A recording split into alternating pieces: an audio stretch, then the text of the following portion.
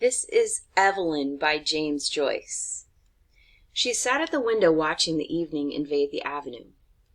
Her head was leaned against the window curtains, and in her nostrils was the odor of dusty cretonne. She was tired.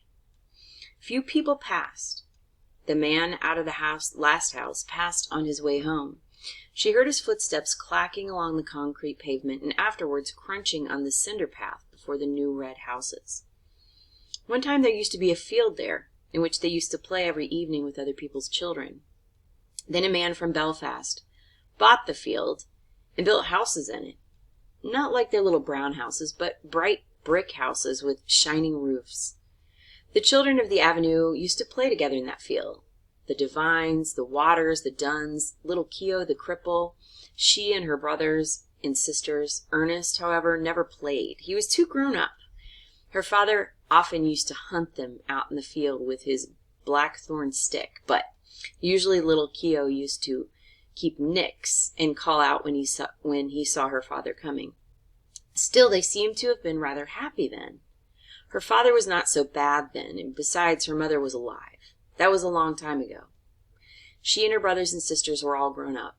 Her mother was dead. Tizzie Dunn was dead too, and the Waters had gone back to England. Everything changes. Now she was going to go away like the others, to leave her home. Home? She looked around the room, reviewing all its familiar objects which she had dusted once a week for so many years, wondering where on earth all the dust came from.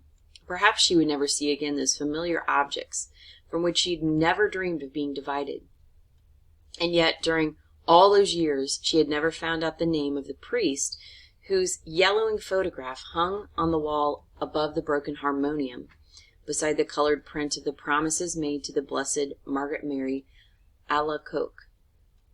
He had been a school friend of her father. Whenever he showed the photograph to a visitor, her father used to pass it with a casual word. "He's in Melbourne now." She had consented to go away, to leave her home. Was that wise? She tried to weigh each side of the question. In her home, anyway, she had shelter and food. She had those whom she'd known all her life about her. Of course, she had to work hard, both in the house and at business.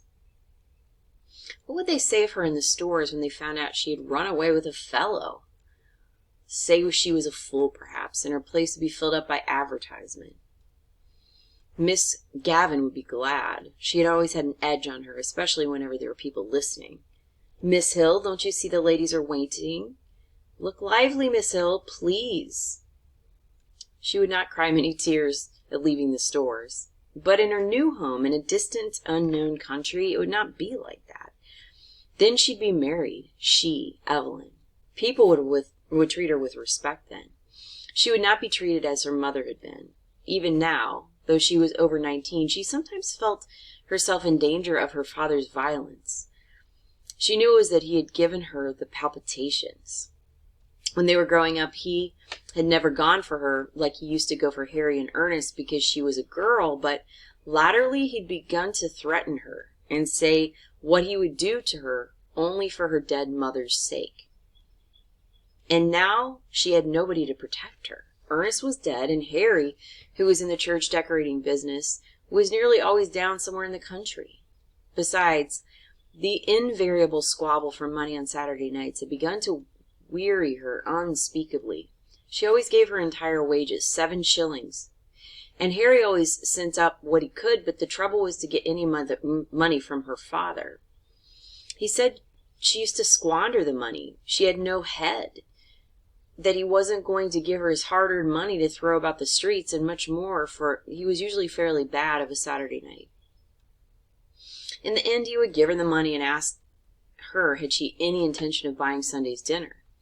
Then she had to rush out as quickly as she could and do her marketing, holding her black leather purse tightly in her hand as she elbowed her way through the crowds and returning home late under her load of provisions. She had hard work to keep the house together and to see that the 2 young children who had been left to her charge went to school regularly and got their meals regularly. It was hard work, a hard life. But now she was about to leave it. She didn't find it a wholly undesirable life. She was about to explore another life with Frank. Frank was very kind, manly, open-hearted. She was to go away with him by the night boat to be his wife, and live with him in Buenos Aires, where he had a home waiting for her. How well she remembered the first time she'd seen him.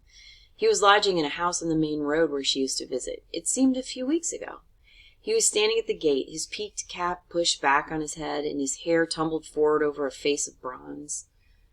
Then they had come to know each other. He used to meet her outside the stores every evening and see her home. He took her to see The Bohemian Girl, and she felt elated as she sat in an unaccustomed part of the theater with him. He was awfully fond of music and sang a little. People knew they were courting, and when he sang about the lass that loves a sailor, she always felt pleasantly confused. He used to call her Poppins, out of fun. First of all, it had been an excitement for her to have a fellow, and then she began to like him. He had tales of distant countries. He'd started as a deck boy at £1 a month on a ship of the Allen line going out to Canada. He told her the names of the ships he'd been on and the names of the different services.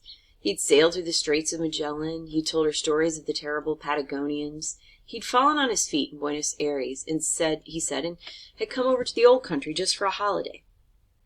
Of course, her father had found out the affair and had forbidden her to have anything to say to him. "I know these sailor chaps," he said. One day he'd quarreled with Frank, and after that she had to meet her lover secretly. The evening deepened in the avenue. The white of 2 letters in her lap grew indistinct. One was to Harry, the other was to her father. Ernest had been her favorite, but she liked Harry too. Her father was becoming old lately, she noticed, and he would miss her. Sometimes he could be very nice.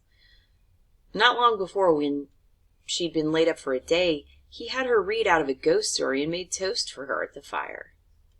Another day, when their mother was alive, they'd all gone for a picnic to the Hill of Howth.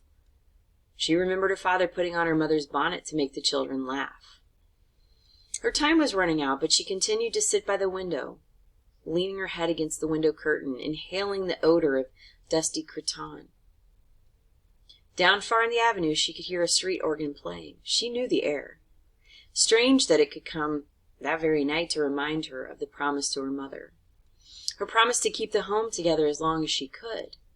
She remembered the last night of her mother's illness. She was again in the closed, dark room at the other side of the hall, and outside she heard a melancholy air of Italy. The organ player had been ordered to go away and given 6pence. She remembered her father strutting back into the sick room, saying, "Damned Italians, coming over here." As she mused, the pitiful vision of her mother's life laid its spell on the very quick of her being. That life of commonplace sacrifices closing in final craziness. She trembled as she heard again her mother's voice saying constantly with foolish insistence, "Der von Saran, der von Saran." She stood up in a sudden impulse of terror. Escape! She must escape. Frank would save her. He would give her life, perhaps love too, but she wanted to live.